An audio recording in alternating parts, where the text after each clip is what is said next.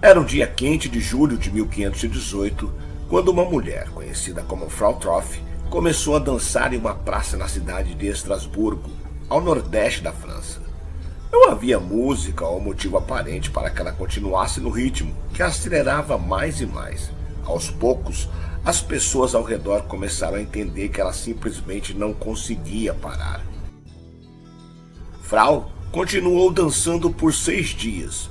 Os espectadores admiravam e aplaudiam a energia da mulher e toda a sua alegria de viver. Mas logo, os esquisitos movimentos de Frau ficaram estranhos demais. Isso porque ela continuou a dançar, dançar e dançar sem descanso por longos e exaustivos dias seguidos. Mas o insólito gingado contagiante não parou por aí. Dentro de uma semana, 34 pessoas se juntaram a ela. E em um mês, já havia cerca de 400 pessoas dançando pelas ruas.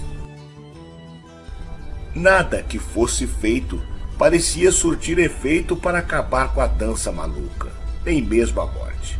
Durante 4 meses, pessoas aparentemente normais dançaram até morrer.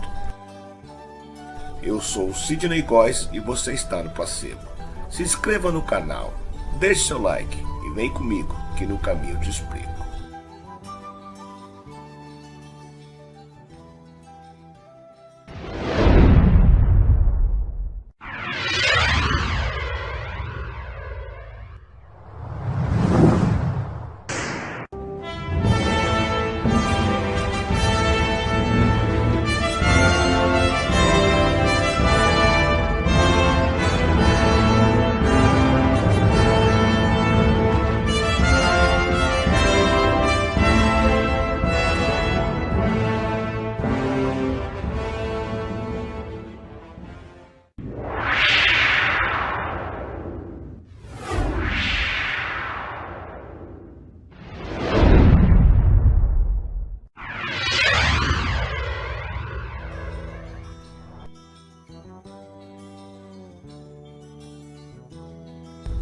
Era um dia escaldante do verão europeu, em julho de 1518, quando uma mulher, Frau Troff, chega a uma praça em Estrasburgo, na França, e começa a dançar.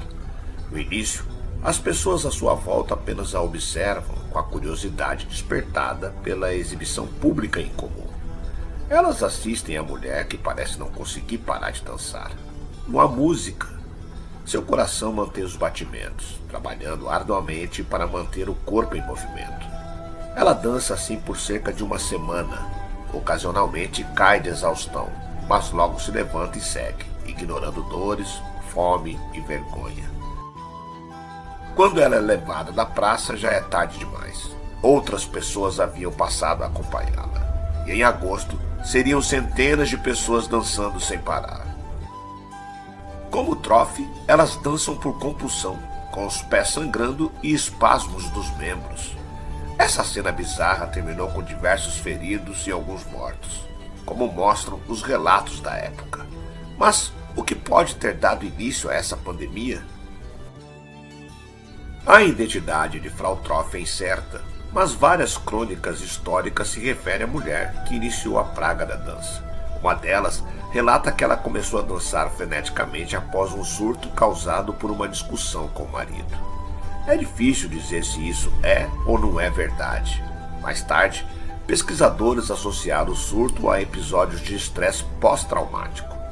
Segundo alguns psicólogos, poderia ser uma epidemia psíquica, similar a outras pelo mundo que envolvem reações involuntárias do corpo, como rir ou desmaiar. Analisando o contexto da época, isso pode até fazer algum sentido. A sociedade europeia de 1500 vivia em meio à fome e doenças generalizadas.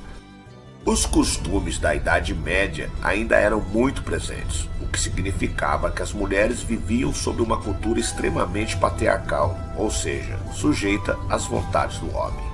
Caso a teoria da discussão com o marido seja verdadeira, isso pode ter desencadeado uma reação compulsiva em Frau, que se expressou através da dança. Mas também há relatos que colocam Troff como uma mulher solitária. Seja qual for o real motivo para ela ter começado o episódio, A hipótese mais forte atual é que outras pessoas só se juntaram a ela porque houve um episódio de histeria coletiva. Essa doença psicogênica acontece quando uma ideia ou crença se espalha em uma população, especialmente em tempos de estresse extremo. Essa é uma possibilidade bastante concreta, visto que outras epidemias da dança aconteceram em 1374 em 3 cidades alemãs. Em todos os casos, o período que antecedeu os episódios foi excepcionalmente difícil, mesmo para os tempos medievais. Haviam inundações, doenças crônicas, frio, fome e destruição de safras e estruturas por toda parte. Parecia um castigo divino. Mais tarde, algumas teorias apontaram para a possibilidade de que a população pudesse ter sido envenenada por um fungo ergote, que cresce no centeio e em outros grãos. Isso porque alguns componentes químicos dessa planta incluem o ácido lisérgico, basicamente o LS, o LSD, que causa alucinações. Essa tese, porém, logo foi descartada, porque a praga da dança aconteceu em regiões com culturas e climas diferentes, o que a torna improvável. Além disso, o consumo de ácido lisérgico não causa episódios de alucinação ou dança incontrolável tão longos. A forma de lidar com o problema também foi interessante. As pessoas concluíram que a melhor maneira de ajudar os dançarinos compulsivos era estimulá-los para que caíssem de exaustão quanto antes. Por isso, colocaram músicos para incentivar a dança e contrataram dançarinos para que dançassem juntos com os infectados.